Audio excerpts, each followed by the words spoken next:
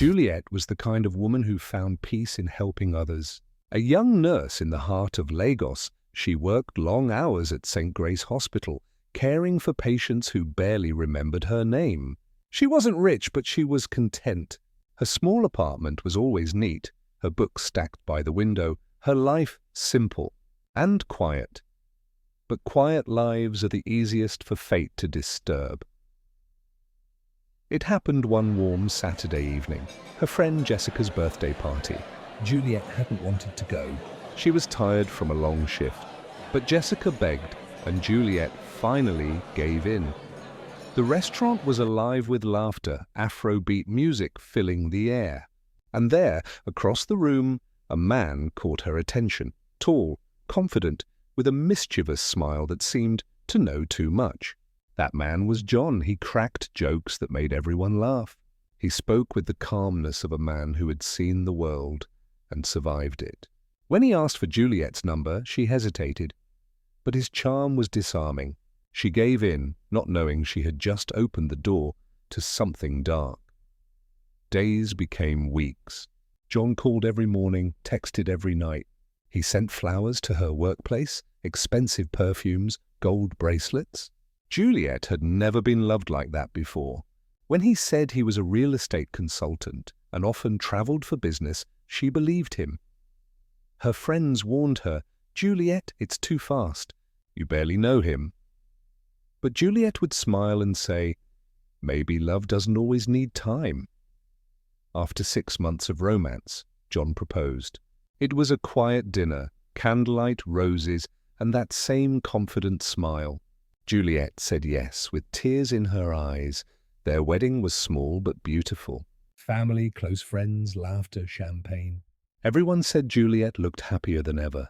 But deep down, even that night, she felt a strange unease. John informed her about a honeymoon plan. They would lodge in a hotel. She had always hated hotels. Their silence, their long corridors, the smell of cleaning chemicals. But John had chosen the city's newest luxury lodge for their honeymoon. Juliet felt uneasy but brushed it off. Sometimes the body knows what the heart refuses to believe. The road to check-in hotel was quiet that night. Rain clouds hung low over the skyline as John drove, one hand on the steering wheel, the other resting lightly on Juliet's knee. She forced a smile each time he looked her way, but her fingers wouldn't stop fidgeting. Juliet had never liked hotels. She said they felt too empty, like places that remembered pain.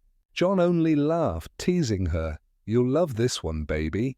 They've got 5-star service and a view of the city." But when the car turned into the hotel compound, Juliet's smile faded. The building stood tall, elegant, modern, but strangely silent. The fountain at the entrance gurgled weakly. The lights flickered as if tired of pretending. At the reception, an older woman greeted them. Her smile was too wide, her eyes too still. Her name tag read, "Rita." "Welcome, Mr. and Mrs. John. We've been expecting you." Her voice was soft, but carried something unsettling beneath the sweetness. Juliet's stomach twisted again. Beside Rita stood her husband, Mark, tall, quiet, wearing a smile that didn't touch his eyes.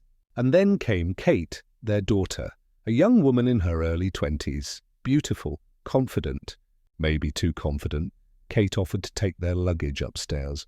Her fingers brushed against John's hand, lightly, deliberately, Juliet noticed. John pretended not to. Their room was beautiful. Large glass windows, soft gold lighting, a bed big enough to drown in. Juliet ran her hand over the sheets. They smelled like lavender and something else. Something metallic. She shrugged it off. Maybe it was her imagination. Maybe she was tired. John kissed her forehead and told her to rest while he went downstairs to get them something to drink. He left his phone behind. Juliet found it odd. John never left his phone. The door clicked shut. Juliet exhaled. Outside, the wind howled softly, brushing against the glass. She looked at her reflection in the window. Her smile was gone. Something about this place felt wrong, and for the first time, She wished she had never said yes to the honeymoon at a hotel. Midnight.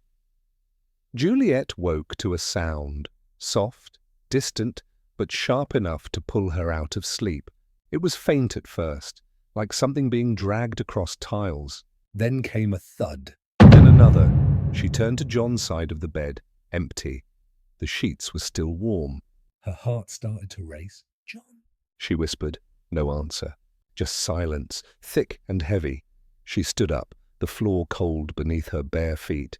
The light switch flickered when she touched it. Once, twice, then went out completely. From the hallway came a low groan, like a door hinge straining under weight. Juliet's pulse quickened. She slowly opened her room door and peeked out. The hallway was dim, washed in a pale orange glow from the emergency lights. The air smelled faintly of bleach and something else. Like meat left too long in the sun, then a sound again. A muffled scream, short, sudden, cut off. Juliet froze. At the far end of the hallway, a shadow moved, slow, dragging. Something large, wrapped in a sheet, and behind it, faint footsteps. Steady, calm, she blinked. The shadow disappeared. A door closed quietly. Juliet's breath came fast now. She turned back toward her room and flinched. Someone stood by her doorway.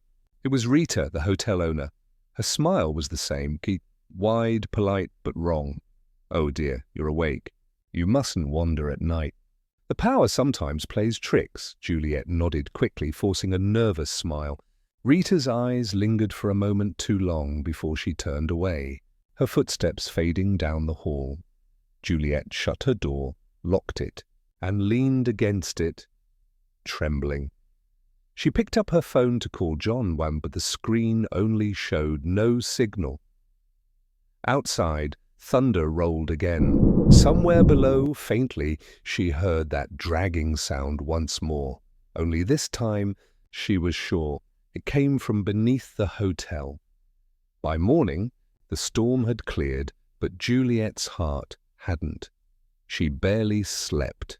Every sound, every creak in the night still echoed in her mind. John hadn't returned. His side of the bed was untouched. His wallet lay on the dresser. His clothes gone. She hurried downstairs, her hands trembling, eyes scanning the lobby for his face. At the reception, Rita looked up from her ledger, her same polite smile glued in place. Juliet swallowed hard. "Excuse me, did my husband come down last night?" "John, from room 207? Rita tilted her head, pretending to think. "I'm sorry, Mom. You checked in alone last night." "There's no John on our register," Rita said. Juliet blinked. "What?" Rita turned the guest book toward her, and indeed only one name was written, Juliet Okocha. Juliet stepped back, her pulse hammering. "Oh, that's impossible. He was right there." "He signed the forms," Juliet asserted. Rita's tone softened, almost motherly.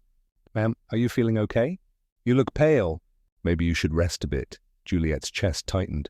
Her breath quickened. She turned and spotted Kate arranging flowers by the stairs. "Kate! You saw him. You helped us with our bags." Kate paused, her smile never wavering. "I'm sorry, madam. You came alone. I don't remember a man." Juliet backed way, eyes darting from face to face. Rita, Mark, Kate, all calm, all lying.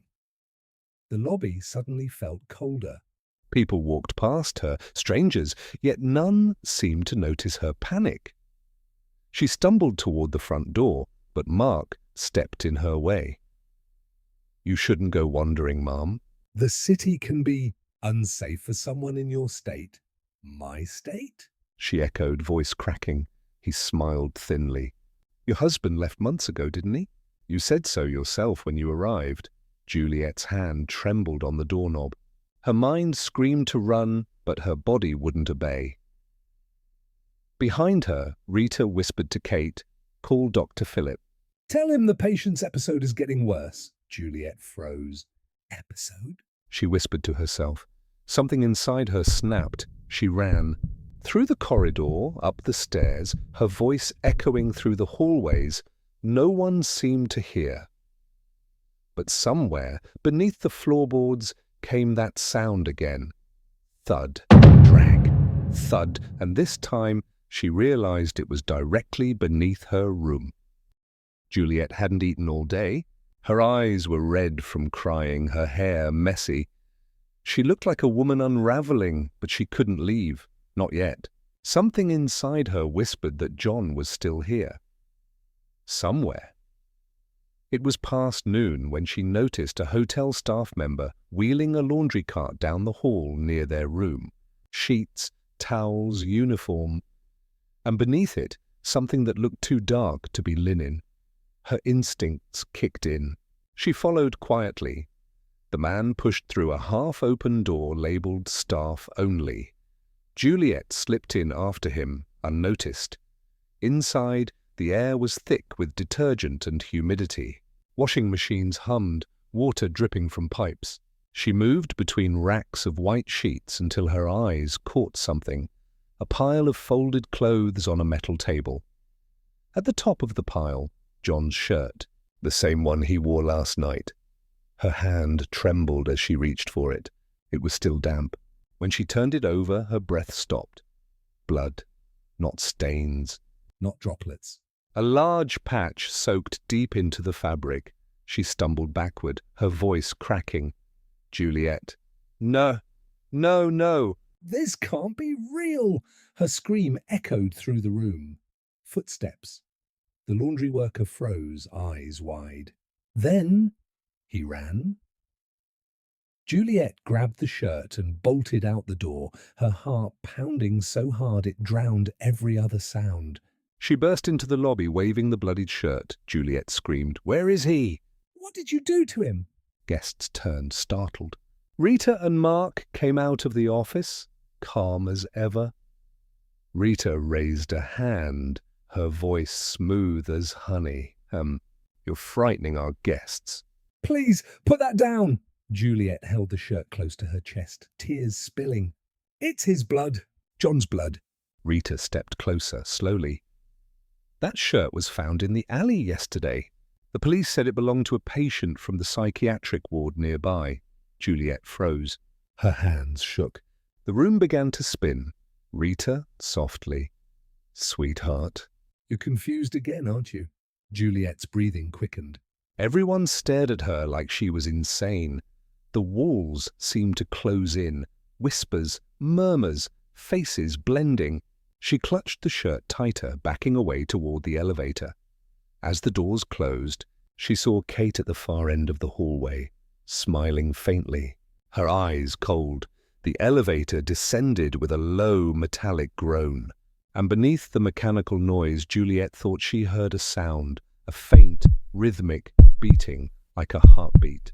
"Coming from below!" She froze, heart pounding. It wasn't her imagination. She had heard it before, even on the same night since John vanished. She whispered to herself, "I'm not crazy. I know what I heard." Juliet grabbed the small flashlight from her bag and stepped into the hallway. The corridor stretched ahead like an endless tunnel. Somewhere behind her, a door clicked softly, like someone watching her leave. The noise led her toward the service area, past the laundry room. A narrow iron door sat half hidden behind a trolley of linens. A faint hum seeped through it, rhythmic, mechanical. Juliet hesitated, her fingers trembling on the handle. Then she turned it. A long staircase descended into darkness. She descended, one cautious step at a time. The smell hit her next, metallic, sharp, mixed with something chemical. As her flashlight beam sliced through the dark, it landed on walls lined with pipes, rusted cages, and plastic sheets dripping red stains. Her knees went weak. She swung the light to her right and screamed. A half-dismembered body hung from meat hooks, its torso open, its eyes glassy. She stumbled back, gagging. The flashlight slipped and rolled, revealing more horrors, jars of preserved organs, medical charts, bags tagged with names. On one wall, a corkboard filled with photographs, couples, tourists, travellers, all marked with red ink. Her hand shook as she stepped closer. Under each photo, one word, processed. And then she saw it. A photo of her and John. Her name had a circle drawn around it. Next to it, in bold black marker, Final Harvest, Juliet. Juliet's chest tightened. She could barely breathe. The world spun as realization clawed at her mind. They had erased him. They had erased everything. Behind her, something creaked. Footsteps, slow, deliberate. She swung around, light trembling. The door upstairs was closing. Juliet rushed up the stairs, pounding on the metal. "Let me out! Someone's down here! Help!" No answer. Only silence. Then faint laughter, distorted through the vents. "Juliet," a woman's voice called softly from above. "You really shouldn't wander, dear. You might hurt yourself." It was Rita, her tone calm, motherly, but there was a darkness beneath it. Juliet backed away, pressing herself against the wall, tears streaming down her face. Her flashlight flickered, dimming. She could see shadows moving through the vents, human figures watching. And then, for the first time, she understood. This wasn't a hotel. It was a trap. Juliet woke to darkness. The cold concrete pressed against her cheek, and the faint hum of a machine somewhere nearby filled the silence. When she tried to move, pain shot through her wrists, bound tight with a strong rope. Her head pounded. It came back to her in fragments. The basement, the photos, Rita's voice, Mark's hand around her neck. She'd seen too much, and now she was paying for it. A door creaked. Rita stepped in, her silhouette framed by the dim light from the hallway. Her voice was gentle, almost pitying. "You shouldn't have gone down there, Juliet," she said. "Some truths aren't meant to be found." Juliet's eyes burned with tears. "Where's my husband?" Rita gave a soft laugh. "Husband?" She shook her head slowly. "You really don't know, do you?" Before Juliet could speak again, Mark entered, his boots thudding against the floor. He carried a small black case and set it on the table beside her. Metal clinked inside. "Let's get this over with," he grumbled. "Kate's waiting upstairs." Juliet pulled against the rope, but it only burned deeper into her skin. Mark's rough hands tightened the knots before he turned to leave. "Don't let her move," he said to Rita, and then disappeared through the door. For a moment, there was silence. Only the hum of the ceiling fan and Juliet's trembling breath. Rita watched her for a long time. Her face was unreadable. The faintest flicker of regret in her eyes. She whispered, almost to herself, "You look just like the others before you." Then she turned away. That was when Juliet felt it, a faint give in the rope around her wrist. It wasn't much, but it was enough. Mark had been in a hurry. Her pulse quickened. She began to twist her hands, ignoring the sting as the fibers cut into her skin. Slowly, painfully, the rope loosened. The faintest snap, and her right hand was free. Juliet froze, listening. Rita had stepped out of view, humming softly as she wiped down the surgical tools. Juliet waited for the hum to cover her movement, then slipped her other hand free. She stood, quiet as breath, and backed toward the stairs. Then, with one sudden burst of courage, she ran. Her feet slapped against the cold floor as she burst out of the basement and into the corridor. The air hit her face like fire after the damp chill below. Sheets and trolleys toppled in her path as she raced through the lobby, past the sleeping night guard, through the doors, and into the empty streets. She didn't know where she was running, only that she had to keep going. Her nightgown clung to her skin, torn and filthy. But ahead, delights. blue and red, flashing softly in the distance, a police checkpoint. Juliet's legs almost gave out from relief. She waved her arms, stumbling toward them. "Help, please! They're killing people! Inside the hotel, please." The officers turned sharply. One ran toward her, catching her before she fell. "Calm down, madam," he said gently. "You're safe now." "What happened?" She clutched his arm. "You have to go there, the check-in. They have bodies, organs. My husband," the other officer stepped closer. "Check-in?" he asked, his tone low. Juliet nodded frantically. "Yes!" "Please hurry!" The first officer exchanged a look with the second. It was quick, subtle. "Practiced." "Don't worry," he said with a faint smile. "We'll handle it." He guided her toward their van, his grip tightening just slightly as they reached the door. Juliet felt something shift in the air, a wrongness she couldn't name. "Thank you," she whispered, exhausted. The officer opened the back door. "Of course, madam," he said softly. "We'll take you somewhere safe."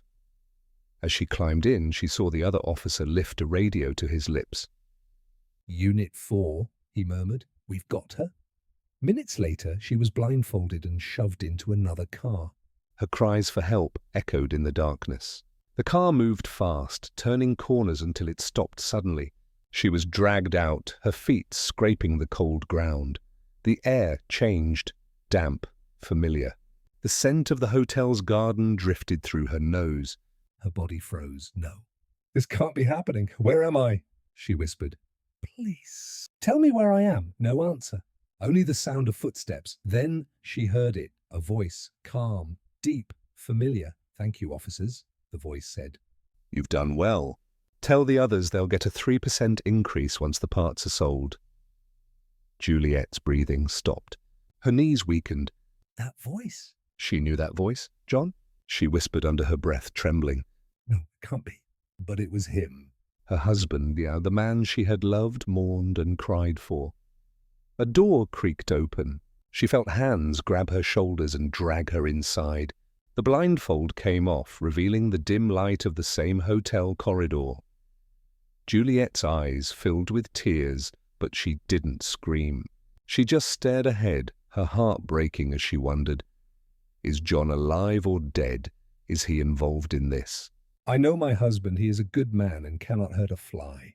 The morning after Juliet was brought back, the city buzzed with whispers. News spread like wildfire. A bloody woman had been seen running through the streets, screaming about missing people and a haunted hotel. Some said she was mad. Others swore she had escaped something unspeakable. Inside the hotel, the air was thick with panic. The organ ring gathered in the basement, Mark pacing furiously, Kate with trembling hands clutching her phone, and 2 police officers in plain clothes standing by the door. "We can't keep her here anymore," Mark barked, slamming his fist on the metal table. "The police are sniffing around." "People are talking." One of the officers scowled. "You should have handled her before she escaped. Now she's a risk to all of us," Kate shot back. "Don't blame me." "She was under your guard when she ran." The room erupted into shouting, voices overlapping, fear clashing with greed. Juliet sat in the corner, tied to a chair. Her face was pale, her eyes empty. But behind that emptiness, her mind was racing. She listened carefully, catching every word. "Maybe we move her to the warehouse," Kate said. "Just until things calm down." Mark shook his head violently. "No, moving her is too risky." "We end it tonight." "Quick and clean." The word end made Juliet's heart tighten. She lowered her gaze, pretending to cry. But in her mind, she was studying the ropes on her wrists. They were tighter now, but not unbreakable. Then, in the chaos, the same familiar voice entered the room. John stood in the doorway. He looked tired. Not tired from work, but tired of the cost of keeping Juliet alive. The room fell strangely quiet when he spoke. "We can't risk this," John said, voice flat. She saw the basement. She ran. "If word gets out, everything collapses." Mark slammed his palm down. "Then we move her." "Quiet like we always do." "No." John cut him off. "Moving her is too slow, too dangerous." The buyer comes at 7 p.m. We cut the parts at 6 p.m. Fresh parts fetch the best price. We don't lose our margin. A cold hush followed his words. Even the two officers swallowed. Kate's face went white. The numbers were said plainly, like a trade. Nothing was sacred here but profit. Rita looked at John for a long moment, the lines on her face folding like someone thinking through an old habit. She had always been the calm one. Now she nodded once. 6 o'clock, she said softly. We finished by 6. They began to argue only about logistics. Who would hold her, who would clean, which room would be used. There was no mercy in their talk, only urgency. The hotel, they decided, would move from hostess to butcher in a single evening. Juliet sat near the far wall, her wrist still sore from the rope. She heard every word as if the room spoke directly into her bones. When they mentioned the time, 6 o'clock, her mind locked onto it like a lifeline.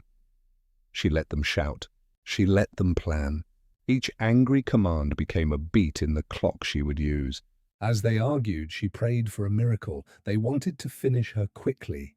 They wanted the parts to be fresh. They wanted money. They did not know how quietly a woman can learn the measure of her own survival. When the shouting grew loud and the plans grew cruel, Juliet closed her eyes and breathed slowly. 6 o'clock was a countdown. But it was also a promise, the promise of one small window, one small mistake, one thin chance. She would take it.